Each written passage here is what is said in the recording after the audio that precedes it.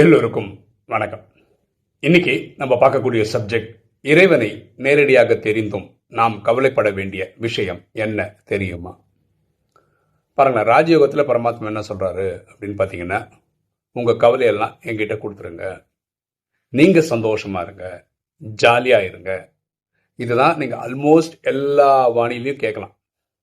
ஆனா அதே பரமாத்மா சில தினங்களுக்கு முன்னாடி சொன்னாரு, உங்களுக்கு சங்கமத்துல ஒரு கவலை இருக்கணும் அப்படின்னு சொல்லியிருக்காரு. இறைவனே நம்மள ஒரு விஷயத்துல கவலைப்பட சொல்றாருன்னா அது என்ன கவலை? அது என்ன அப்படிப்பட்ட கவலை?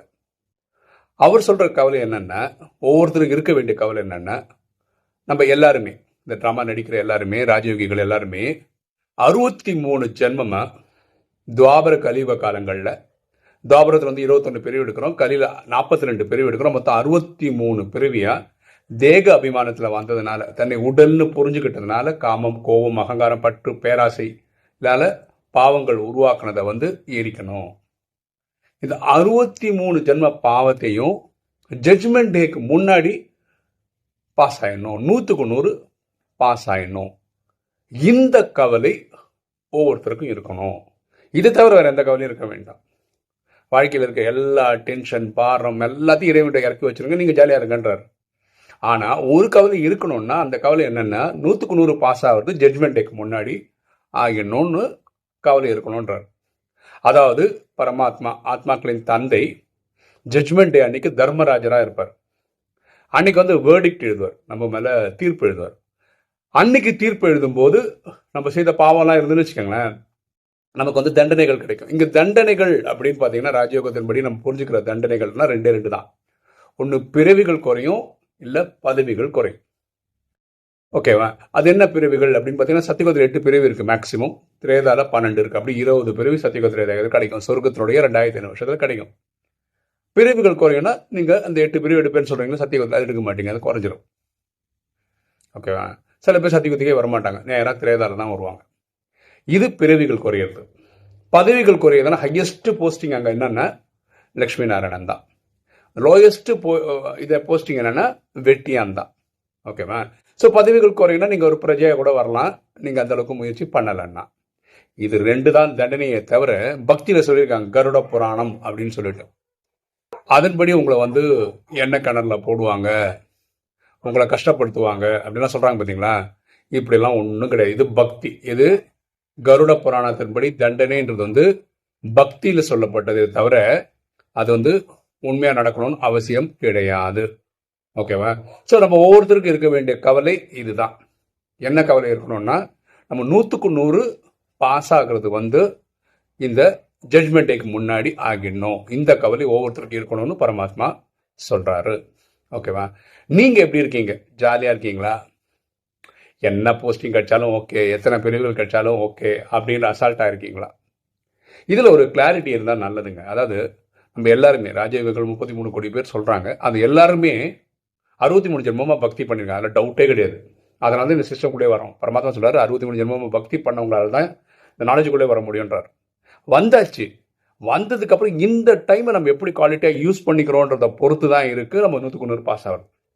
நமக்கு ஒரு விஷயம் தெரியும், அந்த 9 லட்சம் பேர் தான் முதல் நாள்ல இருந்து வராங்கன்னு. என்னை பொறுத்த வரைக்கும் இந்த 9 லட்சத்துல வர்றது ரொம்ப ரொம்ப ரொம்ப ஈஸி. ஏன்னா நீங்க 4 விஷயம் பண்ணணும். அது அமிர்த வேளையில எழுந்து இறைவனை நினைவு பண்ணணும், வாணி தினசரி படிச்சிடணும், ஸ்ரீமத்தை ஃபாலோ பண்ணணும், சேவை பண்ணணும். அவ்வளவுதான். இந்த 4 விஷயத்தையும் டெய்லி பண்ணணும், சரீரம் விடுற வரைக்கும் பண்ணணும். இப்படி பண்ணா நீங்க 9 லட்சத்துல வரலாம் அப்படின்றாரு பரமாத்மா.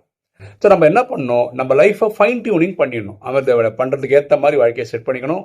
வாணியை ஒரு நாள் கூட மிஸ் பண்ணாத மாதிரி படிக்கிற மாதிரி உங்க வாழ்க்கையை செட் பண்ணிக்கணும். அதே தான் ஸ்ரீமத், அதே தான் சேவியம். இந்த 4 அப்படி உங்க சிஸ்டம்குள்ள கொண்டு வந்துட்டீங்க, பழக்கப்பட்டீங்கன்னா ஈஸியாகிடும். பாருங்களேன், நிறைய குடும்பங்கள்ல, இப்போ எங்கள் வீட்டிலலாம் அப்படிதான். அப்படின்னா நான் குழந்தையா இருக்கும்போதெல்லாம் 6:30 மணிக்கு டானு எழுந்தாகணும், வேற வழியே கிடையாது. எங்கள் அப்பா ஒரு சத்தம் போடுவார், நம்ம எழுந்துப்போம். அப்படிதான் வளர்த்தாங்க.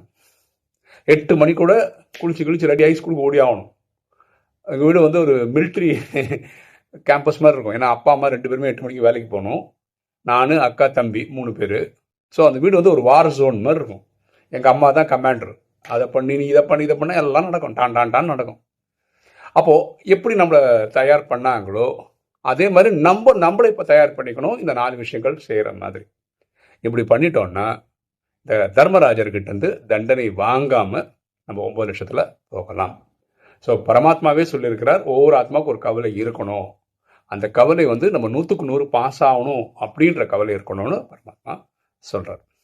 ஓகே, ஒரு சுவாரஸ்யமான தகவல் பாருங்க. நம்ம எண்ணம் போல் வாழ்வு அப்படின்னு ஒரு சீரீஸும் போட்டுட்ருக்கோம். அது வந்து ஒரு மினிட்டுக்குள்ளே இருக்கிற ஒரு வீடியோ, ஷார்ட்ஸு இல்லை ரீல்ஸுன்றது சொல்கிறோம். அதன்படி நம்ம வந்து பாசிட்டிவிட்டி தரோம். கரெக்டாக எண்ணம் போல் வாழ்வுன்ற கருத்தை நம்ம இது பண்ணுறோம். இதோட ஐடியா என்ன அப்படின்னு பார்த்தீங்கன்னா, ஸ்லோவாக அவங்க அதை கேட்டு ராஜயோகம் கற்றுக்கணும் அப்படின்றதுக்காக தான் நம்ம இதை பண்ணிகிட்ருக்கோம். இது எப்படி ஒர்க் அவுட் ஆகுது, இது ரியலாக ஒர்க் ஆகுதா அப்படின்னு பார்க்குறதுக்கு ஒரு எக்ஸாம்பிள் சொல்ல பாருங்களேன்.